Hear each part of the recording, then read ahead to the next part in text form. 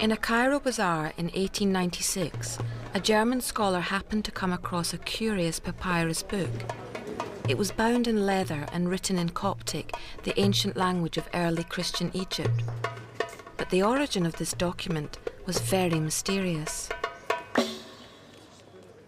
Unfortunately, we know almost nothing about the discovery of the manuscript. The story that was told at the time is that it came from Akhmim in Upper Egypt, and something was said about its having been found in a niche in a wall.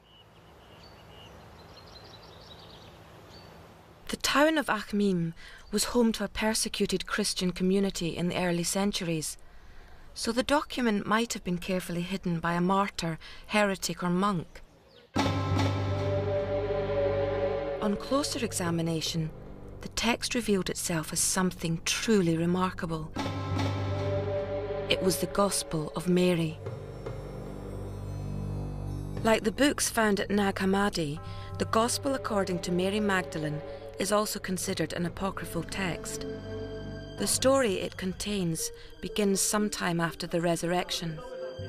The disciples have just had a vision of Jesus. Jesus encouraged the disciples to go out and preach his teachings to the world, but they're afraid to do so because he was killed for it, and they say if they killed him, they're going to kill us too. And it's Mary, and that's Mary Magdalene, that's quite clear, who steps forward and says, don't be worried, he promised he would be with us, he'll protect us. She's the one who can step in and remain calm and not be frightened. And it says she turns their hearts toward the good. And they begin to discuss the words of the Savior. In books like the Gospel of Philip, Mary was presented as a symbol of wisdom. But in the Gospel of Mary, she is the one in charge, telling the disciples about Jesus' teachings. Previously, we were merely told that she was wise. In this Gospel, we can see it for ourselves.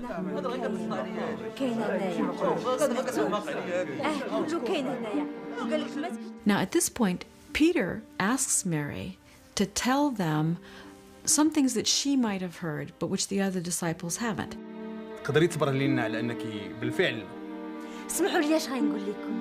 And she says, I will tell you what has been hidden from you. And so she talks about a vision she had of Jesus and a conversation that she had with him. As the Gospel tells it, Mary then relates the details of this conversation, which is to do with spiritual development and the soul's lifelong battle with evil. But at this point, controversy arises. And Andrew steps in and he says, well, I don't know what the rest of you think, but these things seem very strange to me, and it seems that she's telling us teachings that are different from the Savior. This is clearly a point of contention. At least one disciple, and perhaps more, doubt the truth of what Mary says. And there is worse to come.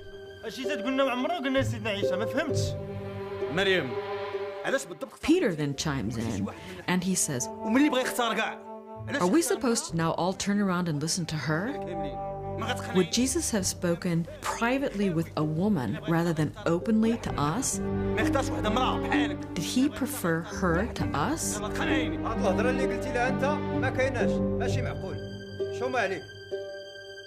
Matthew defends Mary and quells Peter's attack on her. In the text, Peter's problem is that Jesus selected Mary above the other disciples to interpret his teachings. Peter sees Mary as a rival for the leadership of the group itself. She's portrayed as the disciple who really gets it, if you will, who really understands what's going on and understands his teaching. The text makes it clear that what qualifies her to lead the group is her spiritual maturity. The irony is that most people think of Peter as the rock upon which the church was established. He is, the main or major disciple figure, and Mary Magdalene is, at best, a kind of side figure in the cast of characters. The Gospel of Mary is such a challenge to our view of Mary Magdalene that we have to be sure it's authentic.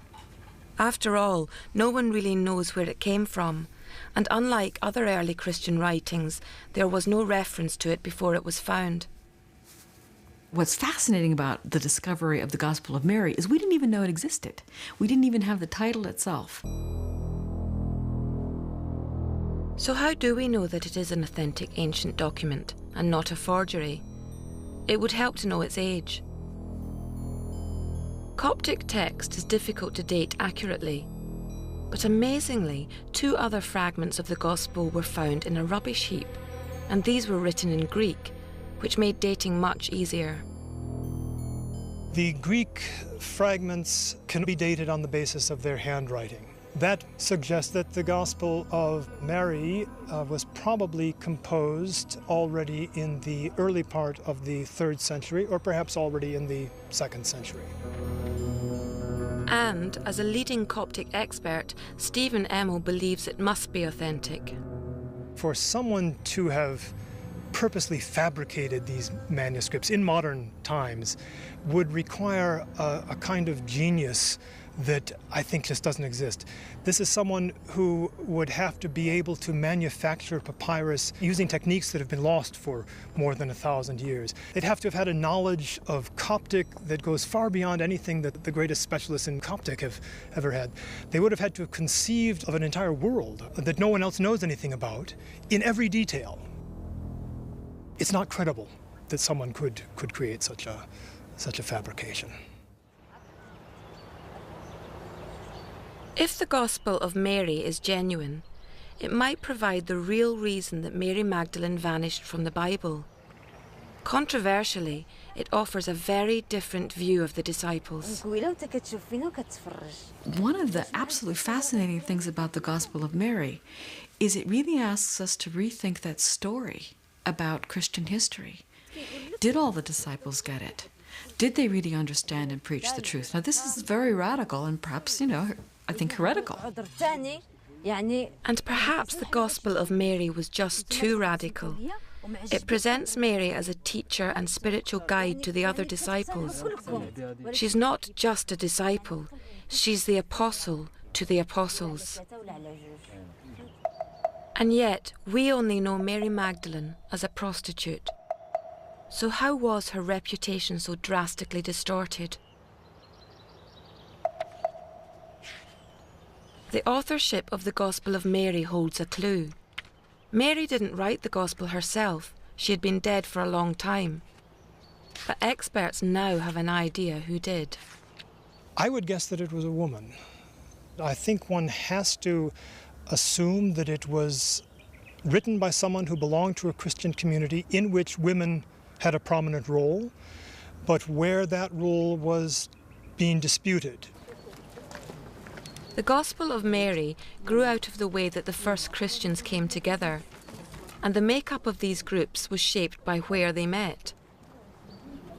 The early churches met in houses, and attracted people who were friends and so forth. Eating together was one of the primary practices of these communities. And as houses were the domain of women, they naturally played a prominent part within these communities.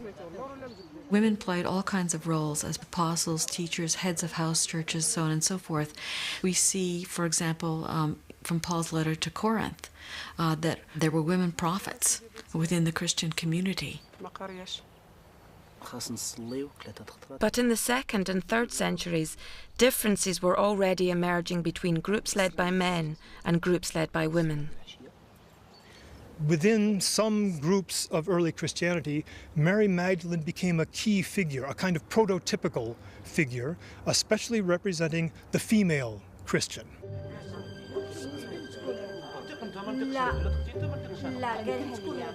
She takes on the role of representing women in general versus men in general.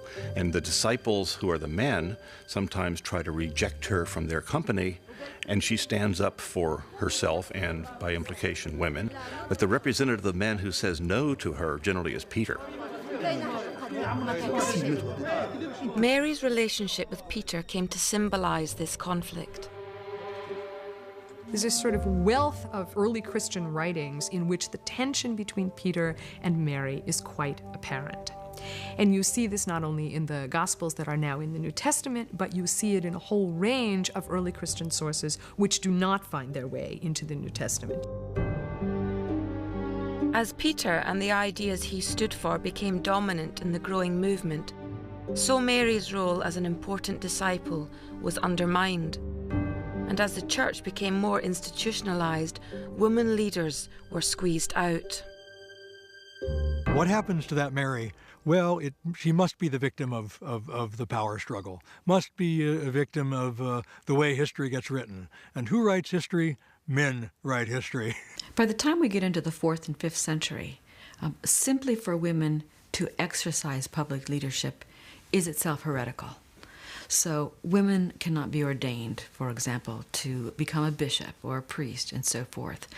And from that perspective, Mary Magdalene becomes a real problem because she can be used to validate women's leadership in the church. This was an image of Mary that wasn't popular with leaders of the growing church in Rome. Mary Magdalene was about to meet her downfall.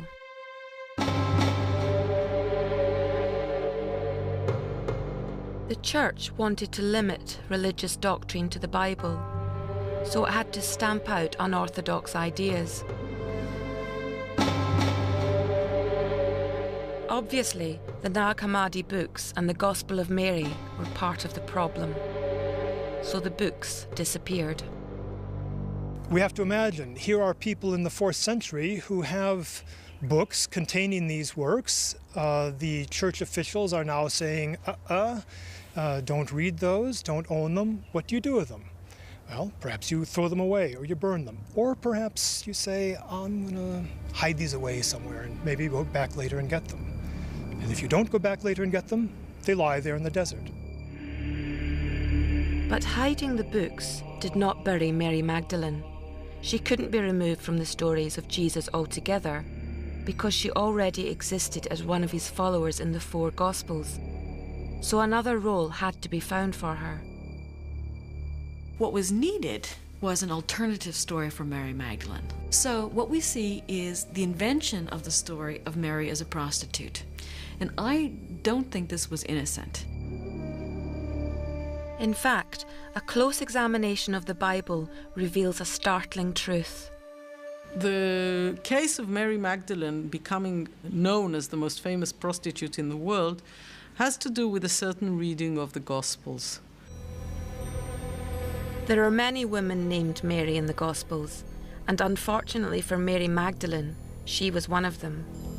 This made it possible to recast her wrongly as the fallen woman so familiar to us. What we see happening is that the woman who anointed Jesus in Luke 7, who's called the sinner, she anoints Jesus with a perfume and dries his feet with her hair, and she weeps. This Mary is then associated with Mary in the Gospel of John, who is the sister of Martha, who anoints Jesus for his burial. Now, this Mary is then confused with Mary Magdalene, so that Mary Magdalene becomes the sinner woman who anointed Jesus. And from this, it's only one quick step to identifying Mary Magdalene with every unnamed sinner woman in the Gospels. So the question is, if she's a woman, what kind of sinner would she be? And they decided that she was a prostitute because this is the typical sin that a woman would commit. One of the ways in which you can insult a woman leader is basically by linking her with improper sexuality and prostitution. Mary's transformation from apostle to sinner and then to penitent was underway. And by the 6th century, Pope Gregory the Great can, in a sermon, deliver what is really the moral outcome of this point of view.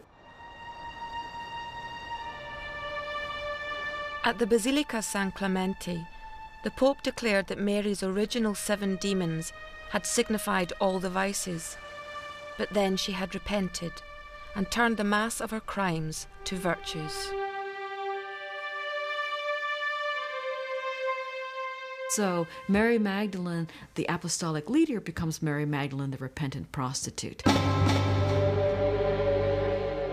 Mary Magdalene now had a new role. The growing church was encouraging converts to the faith to reflect on their own sinful pasts.